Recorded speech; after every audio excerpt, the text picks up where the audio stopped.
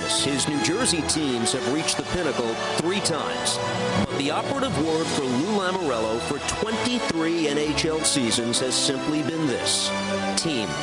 Anyone with his own agenda doesn't last long. Not every player is right for the Devils, nor are the Devils right for each and every player. I think they have to be people who want to buy into a certain philosophy, a certain system, and intangibles that really, to me, also are as important as tangibles. The demand of excellence from Lou that's asking this coaches is people going from the trainers to the players, that makes you accountable every day, every year, and I think that's why we're able to stay above water every year. No Devils team has missed the Stanley Cup playoffs since 1996, and for that, Lamoriello says credit is due to every faction of the franchise. His induction this week in Toronto, a reflection of all in New Jersey in which he's placed his trust. I don't know if there's anything that I'm proud of.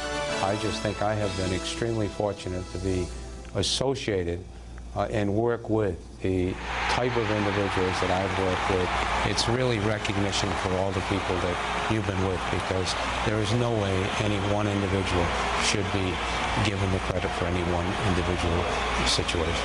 You look at everyone that works for him, every player that plays for his team, they're all good people. He brings people, nice people with them, people that wants to work, people that wants to be on the same page, wants to work for the same goal. He's the reason why I came back. And he is a reason NHL opportunities have been there for the U.S.-born player.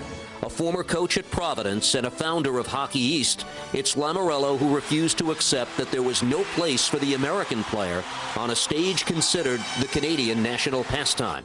The rosters of his teams in New Jersey reflective of that. The 1980 and the Miracle on Ice, so to speak, was what really opened the door for college hockey players.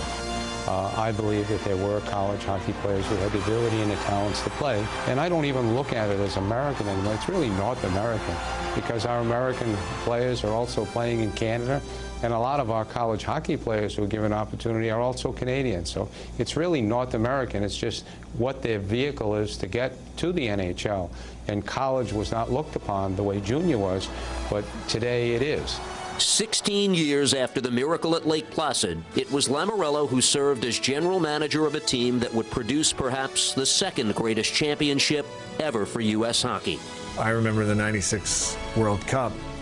You know, we used to always feel when we play against Team USA, we could push them around. You know, they were skilled guys, but we could, beat them up and lean on them. And Lou changed that with that team, and suddenly we played against the Team USA.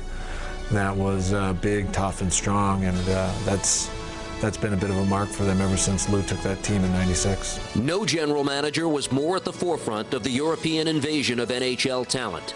His acquisition of Russians Slava Fetisov and Alexei Kasatonov in the 1983 draft displayed incredible patience, and that neither would make his Devils debut until 6 years later. Yet each would help contribute to Lamoriello's team claiming 8 division championships in the span of 15 years, and 11 100-point seasons thus far in his tenure as GM.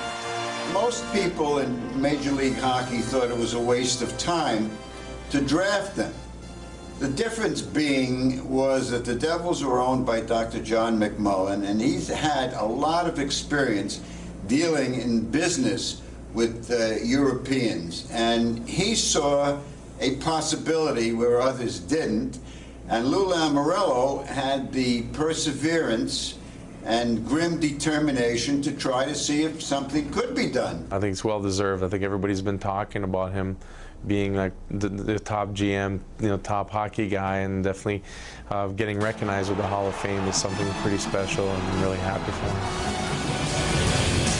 And tonight, his focus is undoubtedly on this hockey game we're about to bring you. When we come back, ask the announcers, Chico, Stan, Doc, and Danico, all at the forefront as we take you up to Devils Center.